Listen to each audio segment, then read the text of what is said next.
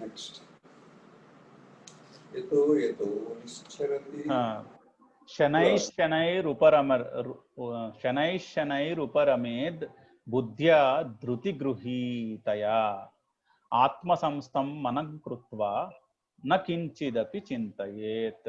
So this is again a very beautiful guideline. So yesterday also we briefly discussed this towards the end.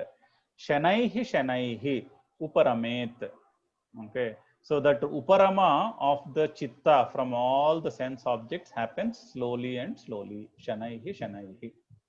It happens slowly and slowly. It does not happen in one go, is what he is saying. So it does not happen in one go. It happens slowly. So shanaihi uparamed. How? Buddhya, by buddhi, dhruti gruhitaya, and fearlessness. Okay. So without getting worried that sometimes to let go of some desires, we are worried. Why should I let go of this desire? So he is saying, be fearless about letting go of those desires. With the help of your intellect, in a fearless manner, you drop the desires one by one. Shanaihi uparamed. Slowly and slowly, you remove yourself from the attachments one after the other. You take your fingers out of all the attachments and Atma Samstham Manah Krutva. Okay. And having established the mind in itself like this, then nakinchidapi chintayet. Then you don't have to worry about anything else. So he's saying, without worrying about anything else, having a fearless mind and a fearless intelligence, shanaihi uparamet, by removing yourself from the attachments in the one by one slowly, and establish yourself in the atma samstam manah krutva. So this is again a very beautiful guideline. ఎప్పుడైనా మనసు ధ్యానం చేస్తున్నప్పుడు యోగా చేస్తున్నప్పుడు పారిపోతే మరేం పర్వాలేదు, శనైహి ఉపరమేద్, మెల్లమెల్లగా ఉపరమిస్తుంది మనసు. ఎలాగా? బుద్ధ్యా ధృతి గృహీతయా, అంటే భయం లేనటువంటి బుద్ధి చేత, భయం లేకుండా బుద్ధి చేత శనైహి ఉపరమేత్, మెల్లగా కించిదపి నచింతయేత్, కొంచెము కూడా దిగులు చెందకుండా బుద్ధితోటి, ఇంటెలిజెన్స్ తోటి శనైహి ఉపరమేత్, మెల్లమెల్లగా మనసుకున్న బంధనాల నుంచి మనసుని వెనక్కి లాగి ఆత్మ సంస్థం మన కృత్వ, మనసుని మనసులోనే ఉండేటట్టు చేసుకోవాలి. ఓకే. అండ్ వెరీ ఇంపార్టెంట్, శనైహి ఉపరమేత్, మెల్లమెల్లగా ఆ స్టేజ్కి వస్తాం, కానీ ఒక్కసారిగా అక్కడికి చేరుకోవడం కష్టము. You can read once. శనైరుపరమేద్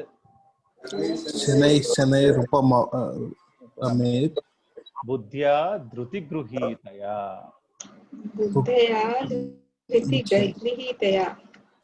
ఆత్మ సంస్థం మనః కృత్వా కించిదపి చింతయేత్.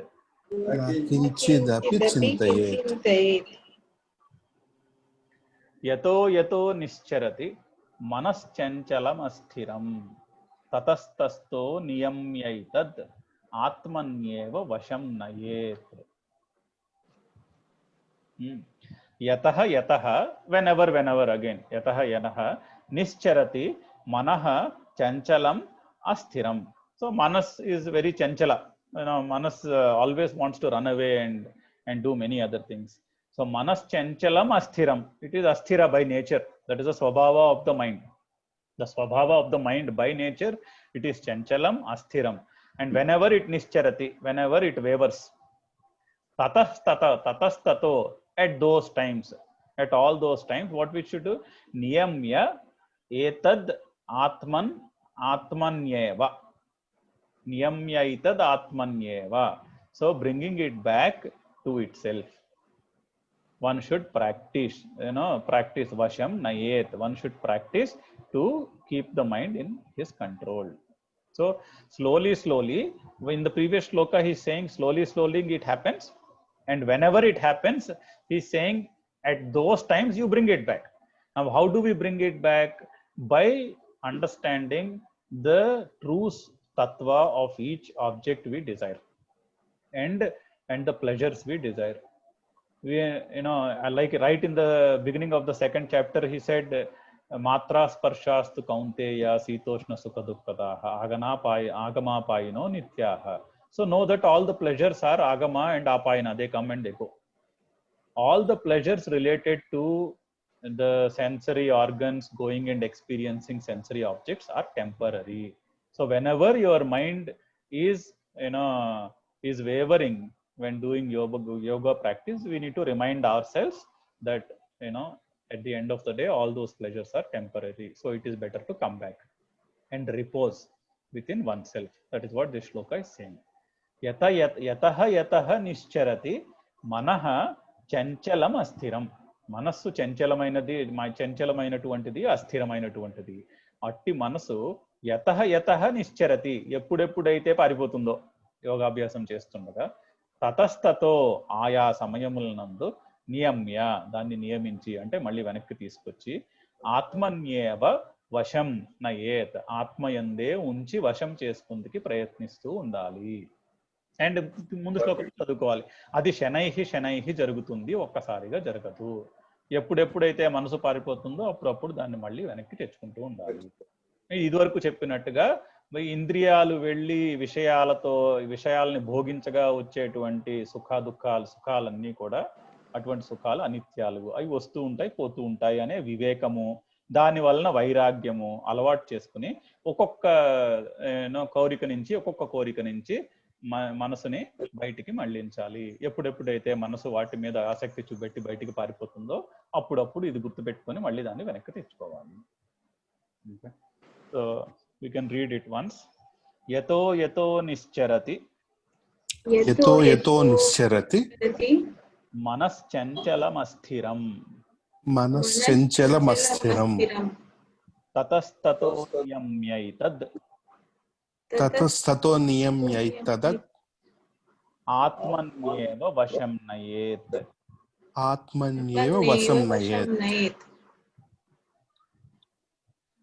ప్రశాంతమనసం హ్యేనం యోగినం సుఖముత్తమం ఉపైతి శాంతరజసం బ్రహ్మభూతమకల్మషం. సో ఆ యోగాభ్యాసానికి కొన్ని ఉపాయాలు, ఆ తర్వాత మనసులో మనం గుర్తుంచుకోవాల్సిన కొన్ని విషయాలు చెప్పి ఫైనల్లీ ఇప్పుడు యోగాభ్యాసానికి ఫలం చెప్తున్నాడు మళ్ళీ. ప్రశాంత మనసం హి ఏనం యోగినం సుఖం ఉత్తమం ఉపైతి శాంతరజసం బ్రహ్మభూతం అకల్మషం. సో ఎప్పుడైతే యోగాభ్యాసము బాగా చేస్తామో ఇది జరుగుతుంది. ఏంటి? ఏనం, ఈ యోగాభ్యాసం వలన ప్రశాంత మనసం యోగినం, యోగికి ప్రశాంతమైన మనసు కలుగుతుంది. సుఖం ఉత్తమమైనటువంటి సుఖము లభిస్తుంది. ఎందుకంటే ఈ సుఖానికి ఆది అంతము లేవు. బాహ్య విషయాల వల్ల వచ్చే సుఖములు ఆగమాపాయనులు, అవి వస్తూ పోతూ ఉంటాయి. ఇటువంటి సుఖానికైతే ఆది అంతము ఉండదు. సో అందుకని ప్రశాంత మనసము ఉత్తమమైనటువంటి సుఖము లభిస్తుంది. శాంత రజసం ఉపైతి, రజస్సు శాంతిస్తుంది. 4th చాప్టర్లోని 5th చాప్టర్లో కూడా చాలా క్లియర్గా రజోగుణము కామాలకి కారణము. రజోగుణం వల్ల కామం పుడుతుంది, ఆ రజోగుణం వల్లనే ఫలాకాంక్ష పెరుగుతుంది మనిషికి, ఆ ఫలాకాంక్ష వల్లే బంధనం కలుగుతుంది. సో రజోగుణాన్ని శాంతపరిస్తే ఆబ్వియస్లీ సత్వగుణం పైకి వస్తుంది. సత్వగుణం పైకి వచ్చిందంటే జ్ఞాన ప్రాప్తి జరుగుతుంది. సో యోగాభ్యాసం వల్ల శాంతి రజసం ఉపైతి, రజస్సు యొక్క శాంతి కలుగుతుంది. అలా కలిగినప్పుడు బ్రహ్మభూతం అకల్మషం అంటే పాపకర్మలన్నీ తొలగిపోతాయి. మనసులో ఉన్న పాపకర్మలన్నీ తొలగిపోయి బ్రహ్మభూతం కలుగును, అంటే నేనే బ్రహ్మను ఆర్ బ్రహ్మతత్వము అర్థమవుతుంది. After the yoga practice is done properly, this is the ఫల. ప్రశాంత మనసం. So when he will be of a prashant, that person will be of a peaceful mind. And sukham uttamam, the sukha, that is uttamam, the ultimate bliss or ultimate peace will be obtained by that person. And shanta rajasam upaiti, the rajoguna will be contained. Shanta, the Rajoguna will be subdued. Subduing of the Rajoguna happens. When the Rajoguna is subdued, automatically Tamoguna will take, Sattva Guna will take the predominant nature. Then in that Sattva Guna, Jnana Prapti can happen. Jnana Prapti will not happen in Rajoguna. And in the previous chapters also, it was explained that the Rajoguna is the cause of all the kama, of the restless desires. And Rajoguna is the cause of phalapeksha. That which attaches us to the fruit of the action is Rajoguna. So the entire the whole practice of karma yoga and yoga abhyasa is to subdue the Rajoguna, is to transcend the Rajoguna. That happens when yoga is practiced properly. And akalmasham brahma bhutam. So your mind will be free of all the negative impressions, that is akalmasham brahma bhutam, and you will have experience of the Brahma Tattva, or you will come to understand that it is the same oneness which is there everywhere. We can read once.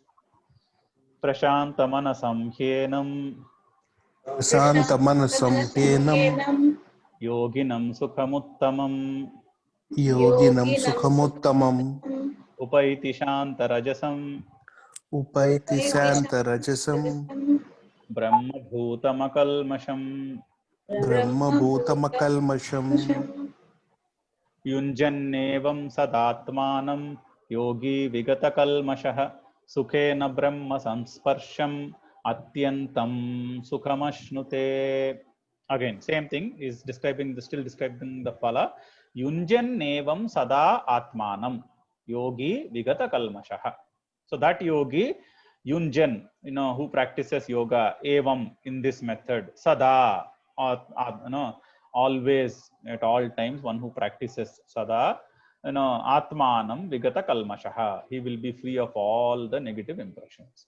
And then brahma sparsham sukhena atyantam sukham ashnute. So by the sukha that is coming out of brahma sparsha, or the sukha that comes out of understanding the Brahma Tattva, because of that, or by that, atyantam sukham asnute, he will reach, or he will atyantam sukham asnute. The sukhena in the second line is to say easily. So once the yogi has practiced like this, at all times, then very easily he will understand the Brahma Tattva, and then he will attain the ultimate peace. Evam yunjan, ee vidhamuga yunjan yogabhyasam cheyadam valla, sada ellappudu kuda yogabhyasam cheyadam valla atmanam vigata kalmashaha, atmayandu kalmashalanni potayi, atmam vigata kalmashaluga tayarautundi. Brahmasparsham atyantam sukhena sukham ashnute. Okay. Brahmasparsha valana ante brahmatatvam ardham kaavadam valana, or brahmatatvam yokka anubhavam kalagadam valana, dani sparsha cheta atyantam sukhena, chala telikaga sukham ashnute, sukham labistundi, telikaga atyantam sukham labistundi. Okay. Okasari chadudam. Yunjannevam sadatmanam yogi vigata kalmashah sukhena brahma samsparsham atyantam sukhamashnute.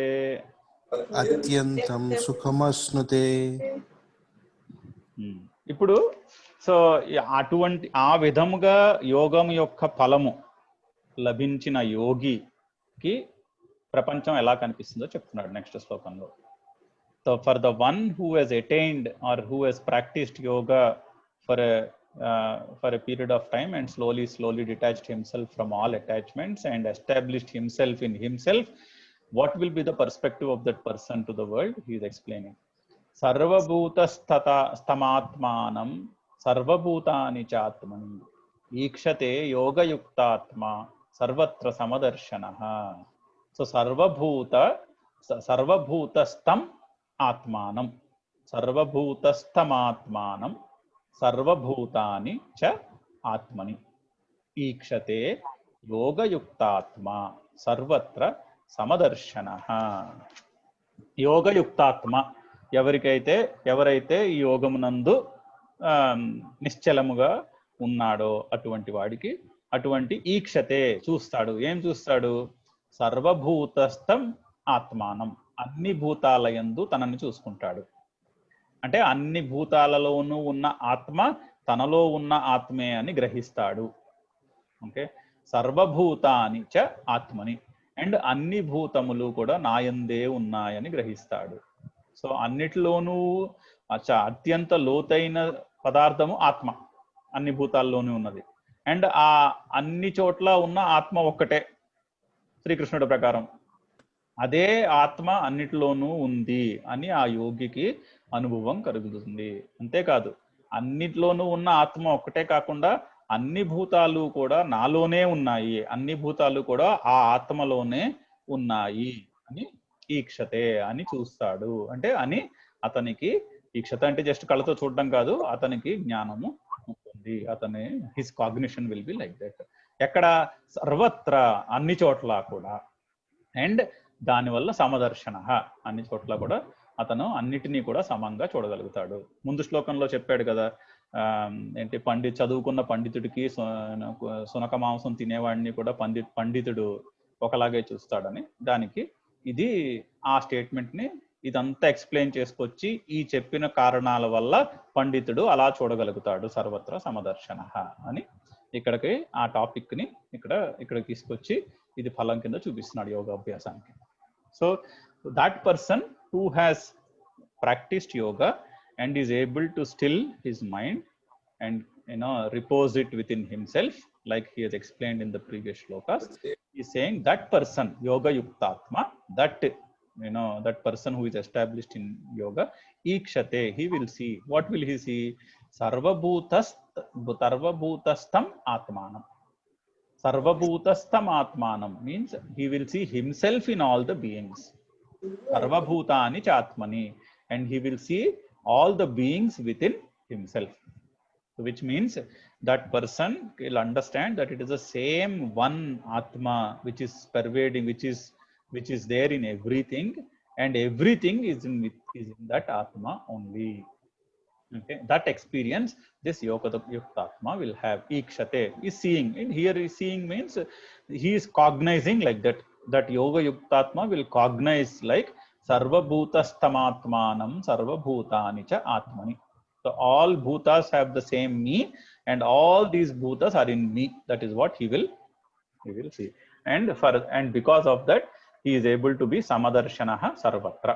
He is able to see everybody in the same as equal. Like in a few shlokas before, he explained that the real pandita treats a well learned person and the person who eats dog's meat. Both of them are treated equally by the person who really understands this knowledge. So he is again re-emphasizing that point after giving the path of how a person can get here. And it is very important to understand, he also said atmanyeva atmana atma bandhuhu. So atma uddaret atmana atmanam. Nobody will take us here, we have to do it ourselves. So we can uplift or mature our own cognition, improve our own cognition through our own effort. It will not happen through some external force. And that is why he said at the beginning, one is his own friend or one is his own enemy. So if we do yoga, this is the understanding Brahma Tattva, and this is where it will reach. So we can stop, we will read this and we will stop here. Sarvabhutastamatmanam samatmanam sarvabhutani chatmani ikshate yoga yuktatma sarvatra samadarshanaha.